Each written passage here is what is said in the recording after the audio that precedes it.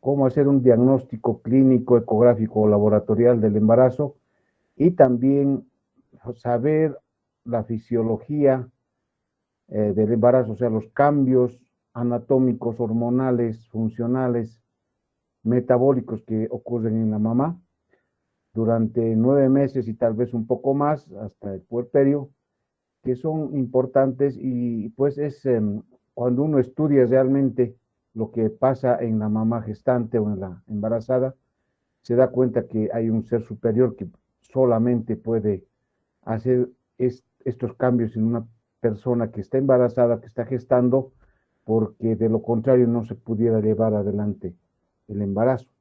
Son cambios importantes que van a modificar el organismo de la mamá durante 9 meses para que el feto que está en el útero pueda desarrollar adecuadamente. Bien, Alejandro, vas a ser mi secretario, se escucha y se ve adecuadamente, tú me dices. Doctor, sí se escucha, pero no se ve la presentación. No, voy a empezar. Voy a Ajá. compartir la presentación ahora. Cuando uno comparte la presentación ya no se puede, no los puedo ver a ustedes, espero que no se duerman.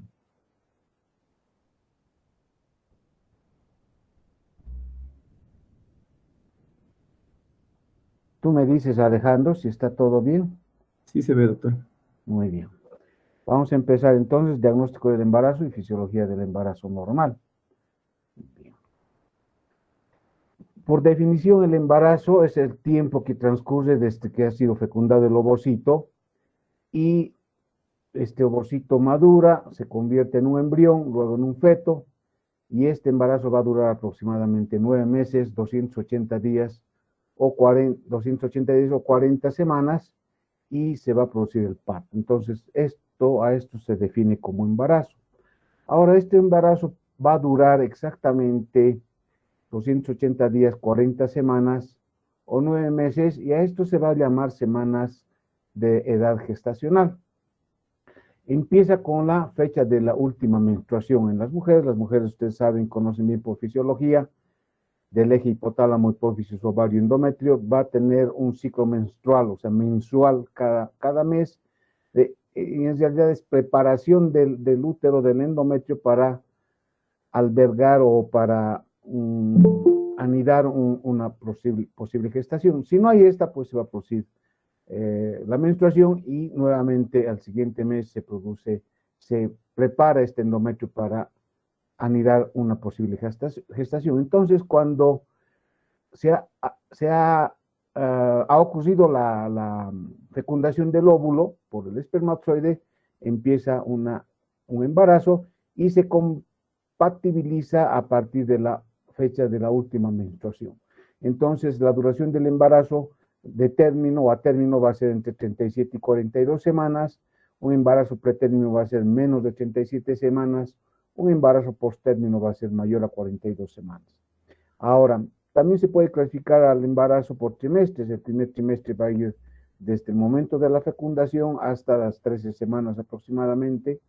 El segundo trimestre va a ir desde las 14 semanas a las 27 semanas y el tercer trimestre de las 28 semanas hasta el final del embarazo, más o menos 38, 39 o 40 semanas de gestación. También se puede clasificar en dos mitades. La primera mitad del embarazo, que es desde el momento de la fecundación hasta las 20 semanas, y la segunda mitad desde las 21 semanas hasta terminar la gestación, más o menos 38, 39 semanas, y es una clasificación también válida. Vamos a ver que se produce la fase menstrual, termina la fase menstrual y probablemente haya una fecundación del óvulo, va a haber la fertilización y este óvulo fertilizado o fecundado va a empezar modificaciones y a estas modificaciones se van a llamar embriogénesis en las primeras 8 a 10 semanas de gestación. En este momento se está formando el embrión, se están formando todos los órganos, todos los sistemas que van a dar origen a un feto que después de las 10, 12 semanas va a empezar un desarrollo a lo largo de toda la gestación. Entonces, ya hemos dicho, el embarazo se puede dividir en trimestres y hasta las 24 semanas de gestación, aproximadamente 22 a 24 semanas, hay un 55% de oportunidades de sobrevivencia del feto al nacer. ¿Sí? Un 50%, la mayoría va a terminar en un aborto o si nacen van a ser muy prematuros, muy inmaduros y van a fallecer. Después de las 24 semanas hacia adelante se sigue desarrollando el embrión y en el tercer trimestre más o menos entre las 32 y 40 semanas va a ser la fase de donde se va a producir el parto en promedio en todas las pacientes embarazadas. Y vamos a llegar al final del embarazo, a las 40 semanas, y hemos visto la clasificación, menos de 37 semanas será un embarazo pretérmino, hasta las 40 es de término, y pasadas las 42 semanas es postérmino. Entonces, este esquema es importante conocer para saber de qué estamos hablando. El diagnóstico del embarazo, ¿cómo se puede hacer? El diagnóstico clínico, sin necesidad de ecografía ni laboratorio, puede ser tal vez por signos de presunción, se presume embarazada, con cambios generales en el organismo materno, signos de probabilidad, que son cambios locales en los genitales y cambios en las glándulas mamarias, y signos de certeza cuando hay la existencia de un feto en el útero. Entonces vamos a ver con un poco de detalle estos signos de presunción. Muchas mujeres pueden pensar o no saber que están embarazadas, pero van a presentar síntomas tempranos de un embarazo. ¿Cuáles van a ser estos síntomas? Y esto en cualquier mujer se puede ver. Lo primero va a ser ausencia de los periodos menstruales, o sea, una falla menstrual.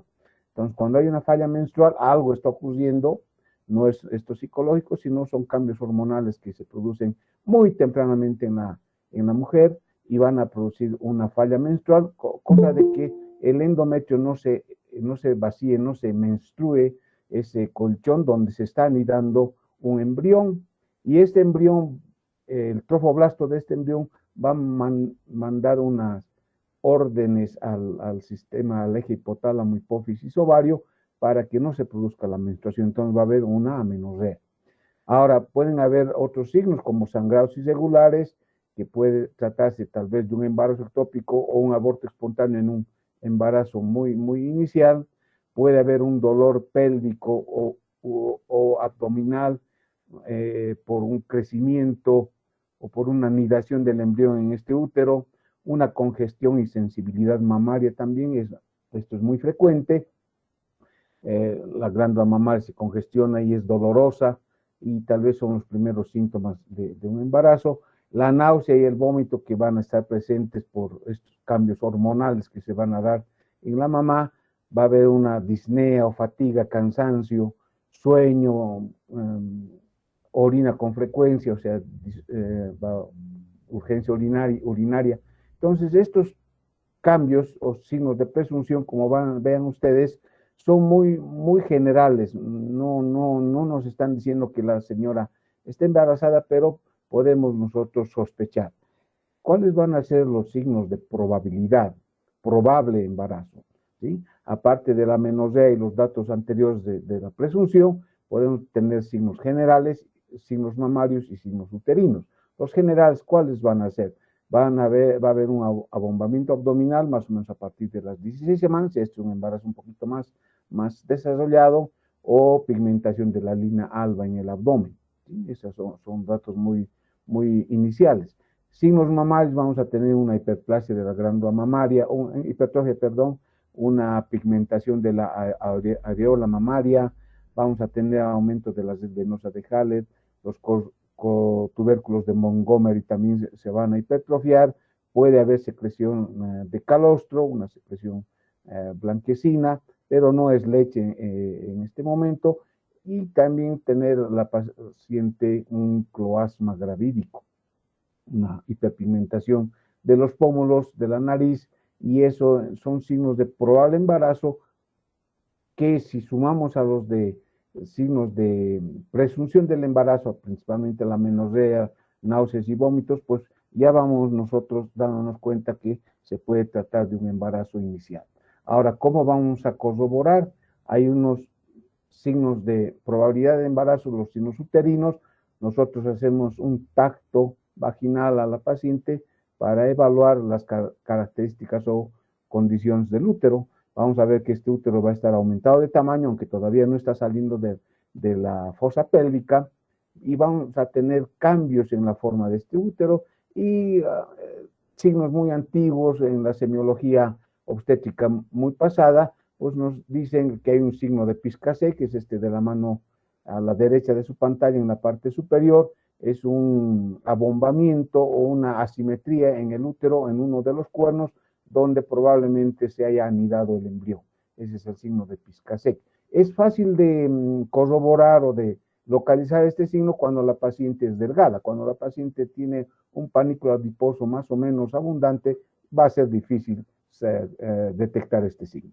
El signo de Noble-Boudin, que es un abombamiento de los fondos del saco vaginal, está en la parte inferior de la pantalla, y el útero tiene un agrandamiento como una pelotita, entonces es un signo indirecto también de gestación. El signo de Hegar, hay un Hegar 1 y Hegar 2, que es fácil de corroborar cuando la paciente es delgada. Si la paciente tiene un panículo adiposo importante, va a ser difícil saber o conocer estos signos o detectar estos signos. El signo de Hegar se hace un tacto vaginal y con una mano sobre el abdomen se toma el cervix por la vagina, se lo inmoviliza y por el abdomen va a ser muy fácil mover el cuerpo uterino. Parecería que el cervix se ha separado del cuerpo uterino porque se está formando el segmento que después nos va a producir a partir del segmento se va a producir el agrandamiento, la elongación del útero. Entonces ese es el signo de Hegar. El signo de Chadwick, ponemos un espéculo en la vagina y vamos a ver una coloración violácea del cervix. Esto se debe a la hipervascularización por los cambios hormonales y hematológicos que se están produciendo en el embarazo. Y el signo de Godel es un reblandecimiento del útero que parece una masa de pan cuando nosotros vamos a hornear un pan antes de meter al horno la masa, pues tiene una consistencia blanduzca. Entonces ese es el signo de Godel. O también podemos encontrar estos signos de crecimiento del útero en el abdomen materno y se puede medir con una cinta métrica y vamos a ver que este útero va aumentando de tamaño a medida que va avanzando el embarazo. ¿Y cuáles van a ser los signos de certeza? Hasta aquí no hemos tocado nada de laboratorio, ni ecografía, ni nada, solamente estamos viendo la clínica. ¿Cuáles van a ser los signos de certeza?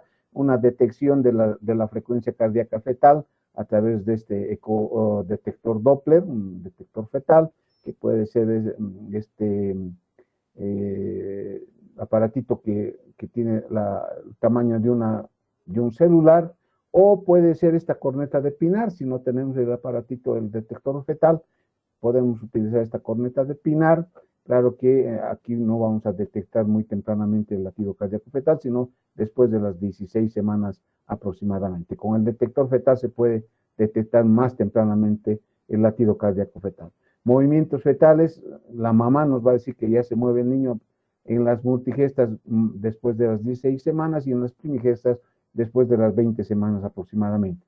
Además, palpación de partes fetales, pues nosotros podemos palpar las partes fetales a través de las maniobras de Leopold o detectar movimientos fetales al hacer estas maniobras de Leopold. Hasta aquí son todo la clínica, pero actualmente podemos hacer diagnóstico del embarazo o corroborar esta gestación a través de estudios de laboratorio. Vamos a detectar la fracción beta de la gonadotrofina coriónica, que es una hormona que se produce tempranamente en el trofoblasto de este embrión que se está anidando. El trofoblasto va a producir esta hormona, ¿para qué? Para que esta hormona estimule al cuerpo lúteo y este cuerpo lúteo siga vivo, siga funcionando y siga manteniendo o mandando progesterona a la fase secretora del endometrio para que este no se vacíe, no se produzca la menstruación. Entonces el cuerpo lúteo es estimulado por la hormona gonadotrofina coriónica. Además, esta hormona va a hacer una retroalimentación a la adenohipófisis, y en la adenohipófisis y en el hipotálamo también se va a producir la hormona liberadora de gonadotrofinas, se va a producir la liberación o formación en la adenohipófisis de la hormona luteinizante, y esta hormona luteinizante va a estimular la vigencia o que el cuerpo lúteo continúe mandando progesterona al endometrio que está en fase secretora, y en este momento ya este endometrio se convierte en un endometrio funcionante que está anidando una gestación y se llama decidua.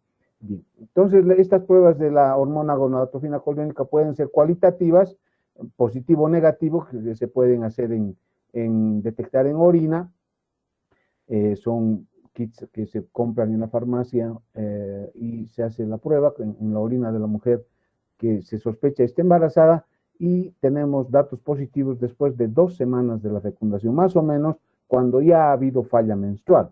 Mientras las pruebas cuantitativas, es la detección de esta hormona en suero, son más fiables y se pueden realizar o se puede detectar esta hormona entre las 6 y 10 semanas de gestación, antes de que ocurra la falla menstrual. Después de la fecundación, 6 días después de la fecundación, más o menos estamos hablando del día 20-22, ya se puede detectar la gonadotrofina coriónica en suero materno. Además, nos va a servir para hacer un seguimiento de esta gestación, y si la gestación está yendo bien, vamos a tener un aumento de la gonadotrofina coriónica cada 24-48 horas, se va a duplicar su valor. Entonces vamos a tener una gonadotrofina cuantificada, no cualitativa como se hace en la orina. Ahora, aquí tenemos un cuadrito de la gonadotrofina coriónica en relación a la ecografía. Si tenemos una gonadotrofina coriónica de más de 1800 unidades por mililitro y hacemos una ecografía transvaginal, podemos encontrar un saco gestacional. ¿Sí? Si tenemos una gonadotrofina un poco mayor, aproximadamente unos 2000 unidades por mililitro, vamos a encontrar a través de la ecografía abdominal o transvaginal, perdón, un saco gestacional más un saco vitelino. Y si tenemos una gonadotrofina mucho mayor en porcentaje, en cantidad, pues podemos hacer incluso la detección a través de una ecografía transvaginal o transabdominal, la detección de un feto in útero. Ahora, cuando tenemos, esto es bien importante, tenemos una gonadotrofina de más o menos 2000 miliunidades por mililitro, y hacemos la ecografía transvaginal y no encontramos embrión en el útero, probablemente sea un embarazo ectópico. Entonces tenemos que ser más acuciosos con el ecógrafo, buscar dónde está el embarazo, porque si no está dentro del útero, pero hay una gonadotrofina elevada, probablemente sea un embarazo ectópico. Puede ser en las trompas, puede ser en la cavidad abdominal, o puede ser en la parte cervical, un embarazo cervical.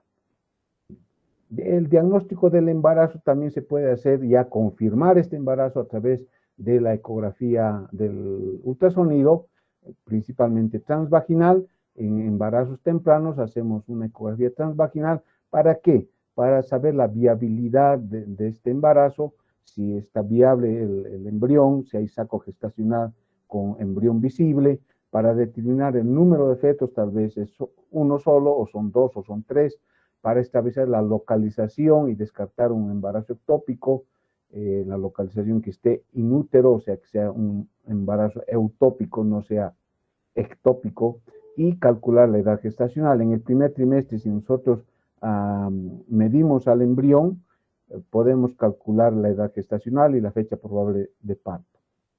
Es muy confiable en el primer trimestre. Entonces, los resultados del primer trimestre, al hacer una ecografía, vamos a ver que se puede observar un saco gestacional entre las 33 y 5 semanas aproximadamente después de la fecundación. Ahí vemos a la mano derecha, en la parte superior, vemos un saco gestacional, la parte hipoecoica, donde hay líquido, y rodeado de un halo hiperecoico, que va a ser el endometrio hiperecoico, es la decidua que está anidando a este embrión.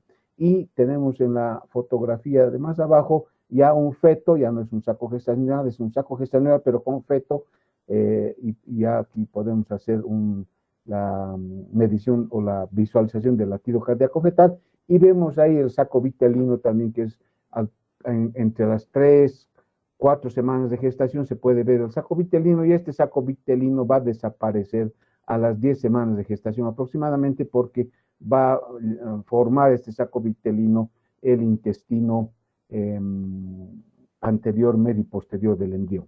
Entonces, es bien importante una ecografía transvaginal en las primeras semanas de gestación. ¿Para qué nos va a servir en el primer trimestre?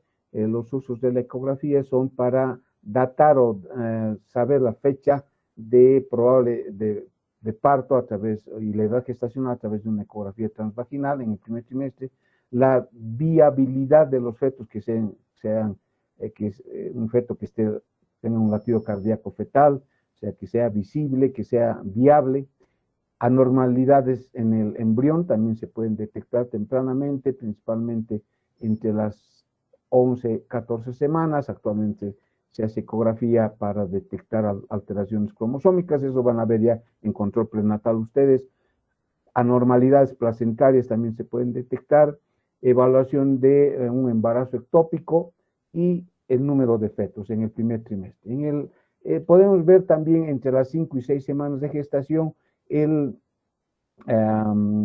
ritmo cardíaco, ¿no? El latido cardíaco se puede detectar, puede ser visible el corazón entre las 5 y 6 semanas de gestación, y con un ecógrafo Doppler podemos verlos o escuchar el latido cardíaco y las ondas cardíacas. También podemos ver que este latido cardíaco en un feto de esta edad gestacional está aproximadamente entre 120 y 160 latidos por minuto. También podemos detectar en el primer trimestre de la gestación, a través de una ecografía transvaginal, podemos detectar 2 o más embriones dentro de la cavidad uterina.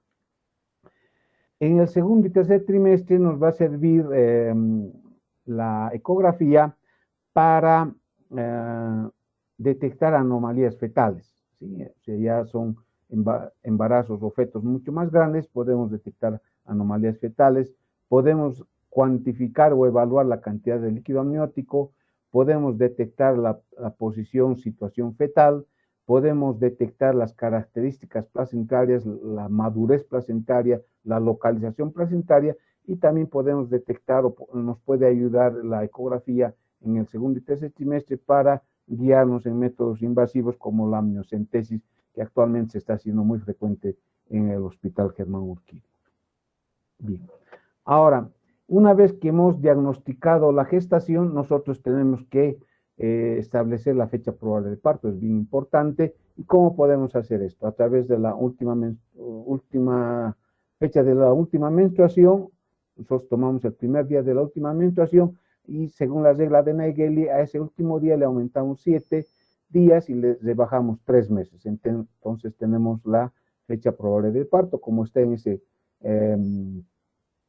gestograma en la mano derecha superior. Van a ver, fecha de última menstruación dice 31 de diciembre del 2016, al 31 le aumentamos 7 y a diciembre le quitamos 3, entonces la fecha de probable de parto, o sea, llegando a las 40 semanas este embarazo, va a ser el 7 de octubre del 2017, ¿sí? Pero si nosotros hacemos con este gestograma, estamos evaluando a la paciente, por decirles, el 26 de septiembre de 2017, fecha de última menstruación 31 de diciembre, fecha probable de parto 7 de octubre, pero al 26 de septiembre, desde el 31 de diciembre, que ha sido su última menstruación, vamos a tener en este momento, en este día 26 de septiembre, 38 semanas, 3 días de embarazo. Ahora, ahí abajo les he puesto es un celular. Ustedes pueden bajar estos gestogramas, son aplicaciones móviles, y tener en el celular, y solamente ponen la fecha de última menstruación y la aplicación les saca la edad gestacional y les saca la fecha probable de parto. Esto es muy frecuente manejar entre ustedes, entre los estudiantes, principalmente los residentes en la maternidad. Ahora, se puede precisar la fecha de edad gestacional a través de la medición de la longitud cefalocaudal desde la cabeza del feto hasta la parte, hasta las nalgas en el primer trimestre. Esto es importante, y podemos, la datación o el fechado de esta edad gestacional es muy precisa en el primer trimestre, antes de que hayan variaciones del crecimiento del feto. Ahora, en el segundo o tercer trimestre ya la medición o el cálculo va a ser menos preciso, pero se va a hacer en el segundo trimestre o tercer trimestre haciendo una ecografía del diámetro biparital, la circunferencia abdominal y la longitud del fémur, y esto nos va a dar, como el ECORF es una computadora, al medir estas estructuras fetales, inmediatamente el ecógrafo o esta computadora nos va a dar la edad gestacional. Ahora, una vez que hemos hecho el diagnóstico de embarazo, es bien importante saber la edad gestacional. Un repaso, hacemos de acuerdo a la última menstruación, las reglas de Naegeli nos da una fecha estimada del parto o de la gestación, incluso la fecha probable del parto, y aumentamos más 7 días y disminuimos 3 meses. Ahora hacemos test de gonadotrofina coriónica en orina, que son datos cualitativos, positivo o negativo.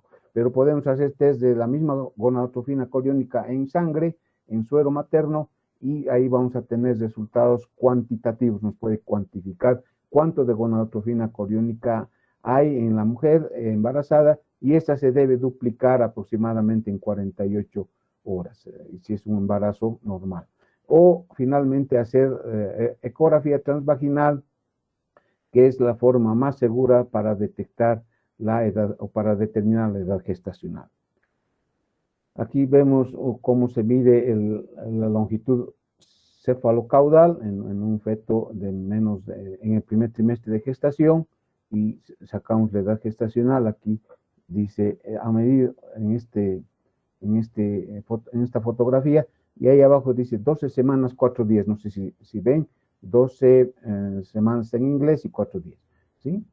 Ahora, en fetos mayores del segundo y tercer trimestre podemos medir el diámetro biparital, la circunferencia abdominal y la longitud del fémur. Esos 3 parámetros, la máquina saca la edad gestacional inmediatamente, o nosotros vamos a una tabla, y en esas tablas podemos nosotros determinar la edad gestacional a través de estos parámetros: diámetro biparital, circunferencia abdominal y longitud del fémur. Bien, hasta aquí hemos visto el diagnóstico del embarazo. Lo que vamos a ver ahora, cambios fisiológicos en el embarazo. Yo he estado leyendo, he estado investigando los cambios fisiológicos del embarazo, y a qué se debe, cuál es la madre de todo, qué nos permite estos cambios fisiológicos en el embarazo. La placenta. La placenta hay que estudiarla, pero mucho. La placenta puede ser un órgano que nos favorece la gestación en la mayoría de las veces, pero también puede ser un órgano que nos mata a este embrión, nos puede matar a la mamá, ¿sí? La placenta hay que estudiarla, hay que saber cómo es su función, qué hormonas produce, qué hace hasta un cambio inmunológico en la mamá para anidar a un feto que tiene cromosomas paternos. Entonces, la placenta es sabia, y yo pienso que el órgano más difícil de estudiar, más difícil de entender, pero es el órgano más sabio que puede existir en la naturaleza. Entonces, los cambios fisiológicos durante la gestación van a ser para que se produzca un desarrollo del feto y que se pueda llegar al final del embarazo y producirse el parto. Y estos cambios anatómicos y fisiológicos van a cambiar el cuerpo de la mujer durante toda esta gestación. Vamos a ver, en el tracto reproductivo, en el útero, este útero que es muy pequeñito, más o menos de 70 gramos y mide unos 6 centímetros, va a elongarse, sino va a aumentar su capacidad, su volumen y su masa de 70 gramos o de 6 centímetros que mide, va a llegar a medir 1 kilo 100 gramos aproximadamente, de un volumen al principio de la gestación que tiene 10 ml, va a llegar a tener un volumen hasta de 5 litros. Miren con los cambios que se producen en el útero gracias a la placenta. Va a haber una hipertrofia de la pared uterina, del músculo, del tejido fibroso, y se va a hacer un tejido elástico además, y va a haber un crecimiento de este útero a través de los niveles de estrógeno. ¿Y de dónde viene este estrógeno? De la placenta. La placenta es la que va a producir este estrógeno para que este útero vaya creciendo, para que el embrión se convierta en feto y vaya desarrollando, para que la glándula mamaria vaya hipertrofiándose y produciendo leche. Todos estos cambios están mediados por la placenta y estas hormonas que se producen en la placenta. El flujo sanguíneo en este útero, que al principio de la gestación o en una paciente no gestante es de 50 ml por minuto, en la paciente gestante a término va a ser de hasta de 700, 800 mililitros por minuto. Es por eso que cuando la mamá sangra, sangra de verdad, jóvenes. Cuando el útero sangra, sangra de verdad. Eso está comprobado y es por eso que hay que tener mucho cuidado en el sangrado obstétrico. Contracción muscular, se van a producir contracciones, o sea, el útero va a estar inactivo durante toda la gestación gracias a la progesterona, a niveles elevados de progesterona que se está produciendo en la placenta, pero van a haber unas contracciones fisiológicas que se llaman de Braxton-Hicks, que no van a provocar cambios cervicales, pero sí van a formar el segmento entre el cervix y el cuerpo uterino. Va a haber una parte intermedia que se va a denominar segmento y esta se adelgaza para que este útero vaya creciendo, vaya elongándose hacia la parte superior. Y finalmente, cuando se ha producido el parto, va a haber una involución uterina también mediado por hormonas. El cervix, ¿qué va a pasar en el cervix? El cervix se ablanda, se reblandece, se torna a su lado por la vascularización, va a haber un edema cervical y puede haber incluso un sangrado por una eversión de las glándulas endocervicales, puede haber un sangrado, que eso es un sangrado benigno, no hay que asustarse y esto es fisiológico durante la gestación. Además, el cervix va a producir, las glándulas cervicales van a producir un moco espeso, como si fuera una gelatina o esto que ponemos en las ventanas se llama,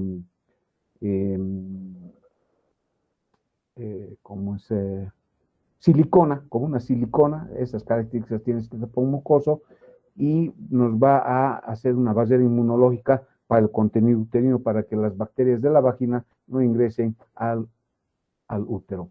Tenemos también cambios en los ovarios, estos van a suprimir su función, o sea, el ovario durante la gestación y la lactancia no está funcionando.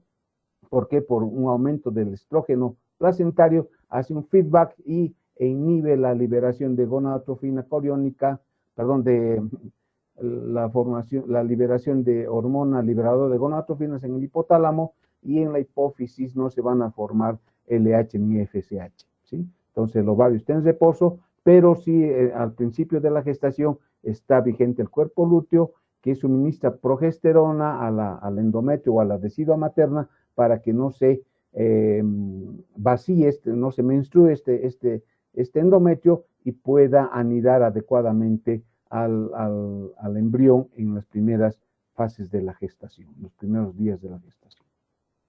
Cambios cutáneos, ustedes conocen muy bien, va a haber un cloasma gravídico por un aumento de los melanocitos, se llama melasma o cloasma. Los pezones, el periné también van a hiperpigmentarse, va a haber una línea alba la línea alba se va a tornar negra en el abdomen, la línea negra, sí, va a haber una hiperpigmentación, en el ombligo lo mismo, puede haber telangiectasias, eritema palmar, son cambios cutáneos que se producen en la gestación por alteraciones en estas hormonas que están mediadas por hormonas placentarias. Los melanocitos secretan melanina, es por eso esta hiperpigmentación. Bien, vamos a hablar ahora con un poco de detalle de los cambios en el sistema cardiovascular. Vamos a ver los parámetros que aumentan en el embarazo. Vamos a ver que aumenta el gasto cardíaco, ahí tenemos a la mano izquierda o desde la pantalla, vamos a ver que el gasto cardíaco aumenta desde las primeras semanas de gestación hasta el final del embarazo. A partir de las 32 semanas se mantiene un gasto cardíaco uniforme. Va a aumentar también la frecuencia cardíaca materna, ¿sí? A partir del principio de la gestación, hasta el final de la gestación. Y aumenta el volumen sistólico. El volumen sistólico también tiene una curva ascendente hasta las 32 semanas aproximadamente, donde se va a estabilizar. Ahora, parámetros que se disminuyen en el embarazo en relación al sistema cardiovascular, va a haber una resistencia vascular periférica que va a disminuir. ¿Qué quiere decir esto? Que hay un aumento del gasto cardíaco y del volumen sistólico, pero va a haber una resistencia vascular disminuida, o sea, los vasos van a tener más capacitancia y menos resistencia, entonces va a mejorar el flujo sanguíneo entre el útero, entre la placenta, el útero y la placenta y el feto. Entonces, para esto es una disminución de la resistencia vascular periférica y también va a haber una disminución de la presión arterial media, más o menos disminuye hasta 16, hasta las 25 semanas, es lo más bajo de la presión arterial media, y luego se va elevando paulatinamente hasta el final de la gestación, como están viendo en ese cuadro en la parte inferior de la pantalla. Los síntomas y cambios anatómicos en relación al sistema cardiovascular van a hacer que vamos a tener venas varicosas, va a haber hemorroides y puede haber algún riesgo de insuficiencia cardíaca en pacientes con factores de riesgo con cardiopatías que se han embarazado durante la gestación. Y aquí vemos en relación, la línea punteada al medio en 0 es de una paciente que no está embarazada. Entonces, se han tomado parámetros en relación a la no embarazada y vamos a ver que aumenta el gasto cardíaco, ¿sí? Aumenta bastante en el embarazo, aumenta el ritmo cardíaco, va a aumentar el volumen sistólico, va a aumentar ligeramente la presión arterial media, al principio disminuye, pero al final del embarazo va a aumentar, pero lo que sí disminuye sustancialmente es la resistencia vascular sistémica, ¿sí? Para que el corazón aumenta su gasto cardíaco, su fuerza, y se relaja la musculatura sistémica para mejorar el flujo sanguíneo. Hay compensatorio, todo esto es compensatorio y estas compensaciones las maneja o las comanda la placenta. Ahora va a haber también un aumento en el volumen plasmático, más o menos en un 50%, y un aumento en la formación o en la producción de glóbulos rojos, más o menos en un 20-30%, pero la mayor cantidad de plasma va a hacer que haya un hematocrito relativamente más bajo en el embarazo y vamos a tener en la gestación una anemia fisiológica. Vamos a ver aquí, en el sistema hematológico, ¿qué ocurre? Va a haber un aumento del volumen plasmático hasta en un 50%, los glóbulos rojos aumentan hasta en un 30%, por lo tanto va a haber una anemia fisiológica en el embarazo, los glóbulos blancos van a aumentar hasta un 16,000 por mililitro, por microlitro, y eso es fisiológico. Si en una persona tenemos un aumento de 16,000 glóbulos blancos, tenemos que pensar que haya una infección, tal vez una apendicitis, pero en el embarazo no. Van a aumentar los factores de coagulación, va a aumentar el fibrinógeno. ¿Qué disminuye? ¿Qué parámetros disminuyen en la gestación? La concentración de hemoglobina hematocrito, por lo tanto va a haber una anemia fisiológica, van a disminuir las plaquetas, va a disminuir la fibrinolisis, o sea, va a haber una disminución de la viscosidad de la sangre, y esta disminución, porque hay una hemodilución, va a mejorar la perfusión de la placenta, los tiempos de protrombina y los tiempos parciales de tromboplastina van a disminuir ligeramente. Esto, ¿cómo se va a manifestar? Por la hipercoagulabilidad durante la gestación. Esto también es un riesgo, y que puede haber riesgo de trombosis venosa periférica o embolia, perdón, no es puede haber una pulmonar, un embolismo pulmonar, perdón. Luego vamos a tener una anemia funcional por la disminución del hematocrito y aumento del plasma, y esto nos puede producir una fatiga, una disnea en la paciente. Además va a haber por esta anemia, por esta, no anemia, sino aumento del volumen del intravascular, puede haber edema en la paciente. Bien, en sistemas respiratorios, ¿qué vamos a tener? Aumenta el volumen corriente, aumenta la ventilación por minuto y aumenta el consumo de oxígeno, ¿sí? ¿Y qué va a disminuir? La capacidad pulmonar total va a disminuir el volumen residual respiratorio y va a disminuir la resistencia vascular pulmonar. ¿Por qué? Porque hay un aumento, dice, o una elevación del diafragma por el contenido uterino. El útero está creciendo hacia la parte superior del abdomen, entonces va a rechazar o va a desplazar el diafragma más o menos en 4 centímetros, y esto nos va a producir estos cambios respiratorios. Además va a haber una alcalosis respiratoria fisiológica gracias a los cambios en el volumen corriente, en la ventilación por minuto y el consumo de oxígeno. En el sistema gastrointestinal vamos a tener, por el aumento del útero, por el crecimiento uterino hacia la parte superior, vamos a tener una presión intraabdominal, un aumento de la presión intraabdominal, y los parámetros que se disminuyen en el sistema gastrointestinal es la motilidad gastrointestinal. Hay un retraso en el vaciamiento gástrico por esta presión intraabdominal. El abdomen, el estómago se horizontaliza. Hay un tono del esfínter esofágico inferior disminuido, por lo tanto puede haber reflujo gastroesofágico, y también los intestinos se desplazan hacia arriba. Puede haber una hiperacidez por no vaciamiento del estómago. Puede haber un estreñimiento, por lo mismo, por la compresión de las asas intestinales, y también por la disminución o la reabsorción de agua en el tubo digestivo. Las heces están mucho más tiempo en el intestino y se produce estreñimiento. Puede haber náuseas y vómitos, y este estreñimiento también está mediado o está controlado o está producido por la progesterona placentaria. A nivel renal, ¿qué vamos a tener?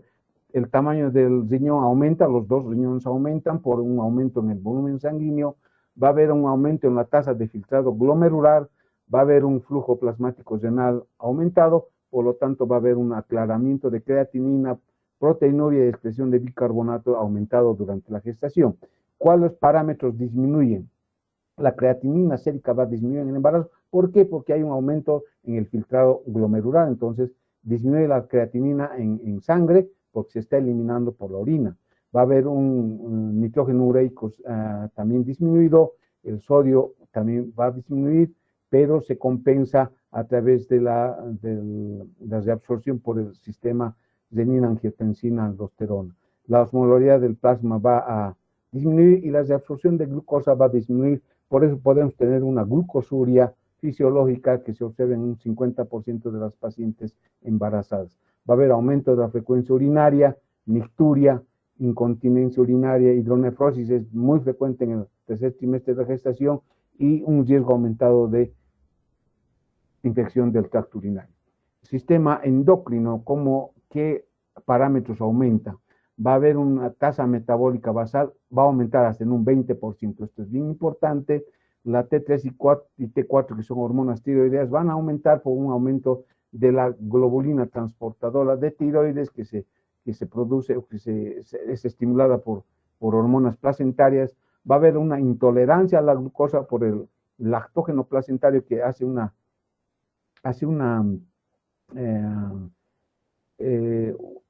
no inhibición, sino hace que la insulina no actúe adecuadamente y no pueda introducir la glucosa dentro de las células. Por eso la glucosa va a aumentar el embarazo postdiabetógeno. Va a haber un aumento de la hipófisis, del volumen anterior de la hipófisis. Progesterona, estrógeno y prolactina van a estar muy aumentadas. Se va a liberar oxitocina, relaxina, renina y aldosterona y la eritropoyetina a nivel renal. Y van a estar disminuidos la hormona estimulante de tiroides por un aumento o por un estímulo de la hormona gonadotropina coriónica que se está produciendo en la placenta. Disminuye en el primer trimestre la hormona estimulante de tiroides. También van a estar disminuidas la FSH y LH porque hay un feedback de la progesterona, estrógeno y prolactina que hacen que estas hormonas se bloqueen a nivel hipofisiario. Van a haber un aumento de las necesidades calóricas en el embarazo y también en la lactancia, eso tengan en cuenta. Va a haber un aumento del volumen de la hipófisis anterior, un aumento de la glándula mamaria y hipersensibilidad, por lo mismo por el estrógeno está produciendo un aumento, una formación de acinos lactopoyéticos. Va a aumentar la producción láctea por la prolactina que se está produciendo en la adenohipófisis, y va a haber un dolor pélvico por estiramiento de los ligamentos especialmente el ligamento redondo, que es un ligamento suspensor del útero. Bien, vamos a ver ahora algo de lo que no hemos hablado en la presentación, en el sistema cardiovascular. ¿Qué cambios pueden haber? Anatómicamente, dice que por el aumento del útero, del crecimiento uterino y el crecimiento fetal, el corazón puede horizontalizarse y va a haber un desplazamiento hacia la izquierda y hacia arriba del corazón y va a rotar incluso su eje. Ahora, esto va a hacer que disminuya la resistencia vascular sistémica, hay una disminución de la presión arterial media, va a haber un aumento del ritmo cardíaco y va a haber un aumento del gasto cardíaco. ¿Sí? Esto hemos visto. Luego, en el sistema hematológico, que vamos a tener un aumento del volumen sanguíneo que va a incrementarse entre 40 y 45% en relación a la persona o a la paciente no embarazada. Vamos a tener mayores requerimientos de hierro, porque va a haber una anemia fisiológica, hemos dicho, y además se necesita hierro para formar sangre y esta también va a pasarse para formar glóbulos rojos, para formar la hemoglobina, y esto va a pasarse al feto en desarrollo. Va a haber un estado de inmunodeficiencia durante la gestación. Esto es mediado por hormonas placentarias para que este embarazo pueda anidar a un embrión que tiene gran parte de cromosomas paternos. Va a haber también un estado de hipercoagulabilidad por el aumento de los factores de coagulación. Va a haber en el sistema respiratorio que vamos a encontrar. Por este aumento o elevación del diafragma, más o menos en 4 centímetros, vamos a tener una capacidad funcional residual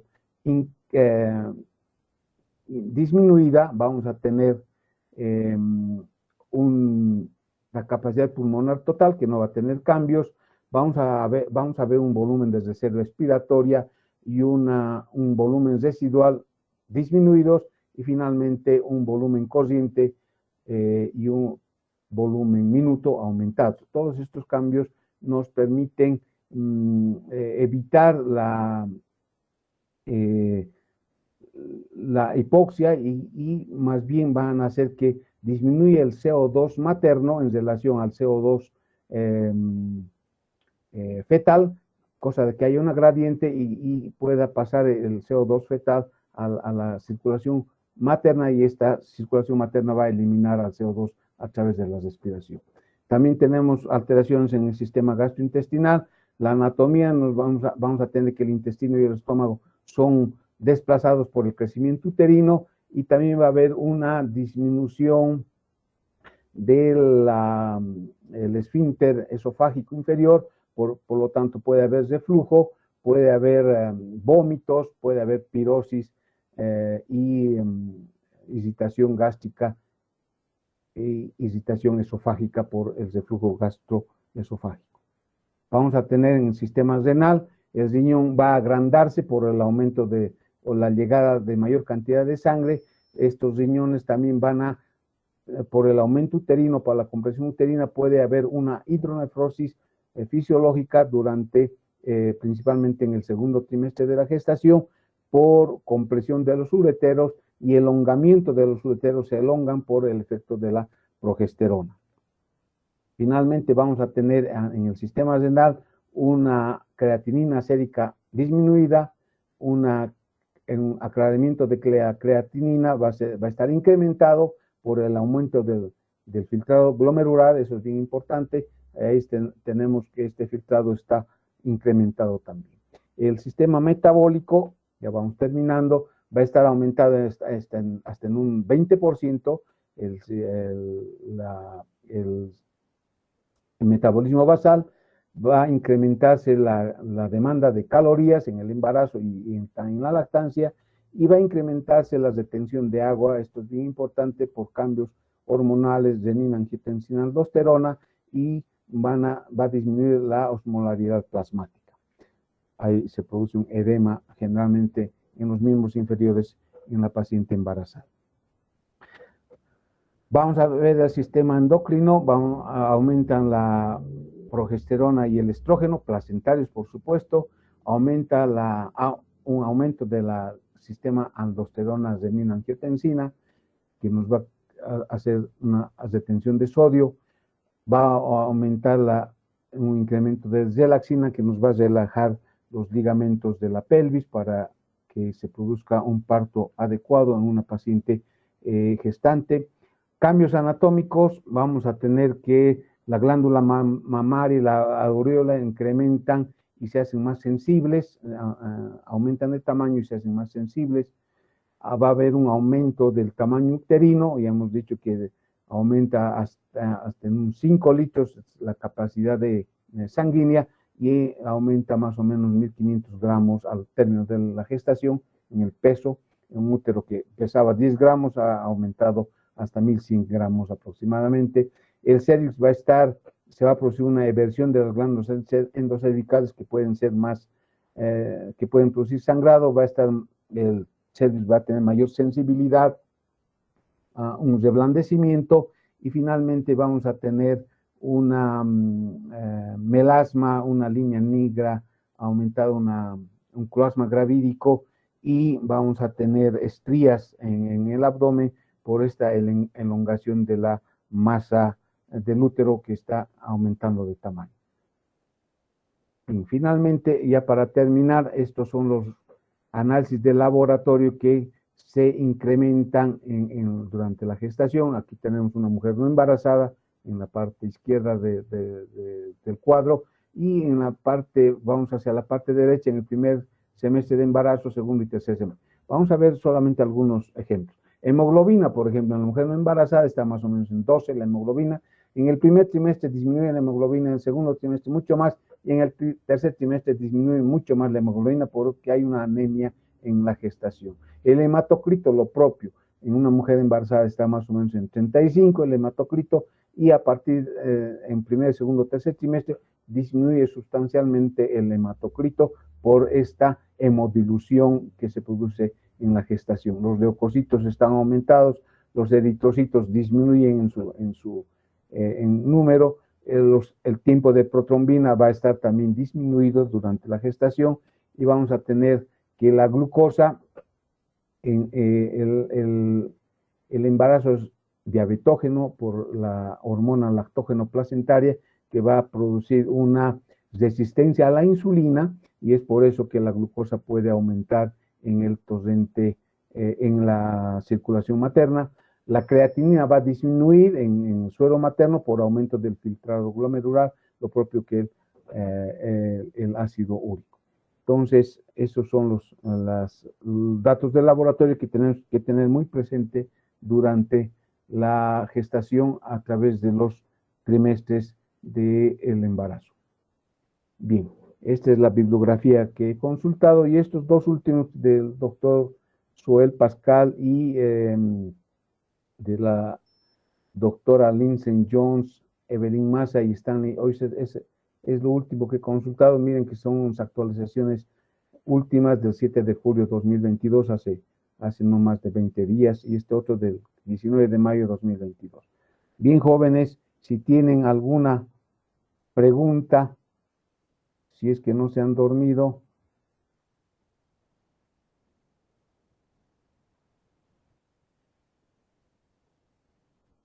Están ahí más o menos 31 estudiantes. Tenemos 5 minutos para preguntas. Dígame.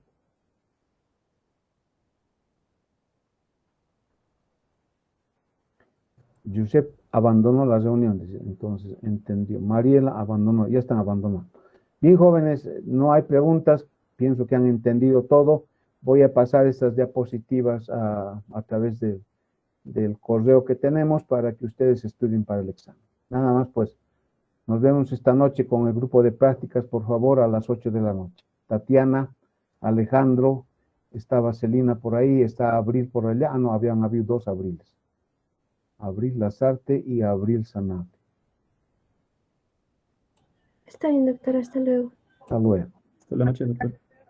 Hasta la noche. Celina. Hasta luego, doctor. Luciana, muy bien, hasta luego.